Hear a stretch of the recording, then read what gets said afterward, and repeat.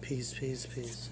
This is my second time making this video. The first time it cut off for some reason. I don't know. Technical difficulties. Anyways, so the last video I did was related to high yield savings accounts. So if you haven't watched that, you should go back and watch that, especially if you want your money to make money and not just be stashed under your mattress. The video prior to that was about what are stocks. So this video is about what are bonds.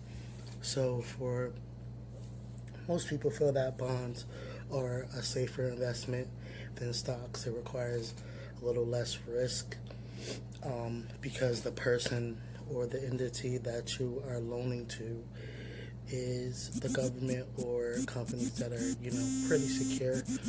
I'm getting a text message. Hold on, let me see if I can put this on mute.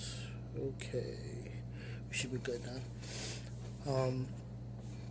So bonds are when the government or a company seeks immediate flow of money, and they are taking a loan from you. So it'll be, $1,500, $50, whatever the amount is. You have to hold it in that, you have to buy that bond and hold that money in that space for X amount of time. So whatever the duration you guys agree upon. So it's, 3 months, 6 months, a year, 5 years, 10 years. But the good thing is that as long as it stays into that account, you are getting interest payments while it sits there. So the money is basically sitting there, making money, kind of similar to the high yield savings account. But the thing is, you can't pull it out at any time. It has to be that duration of time when you pull it out.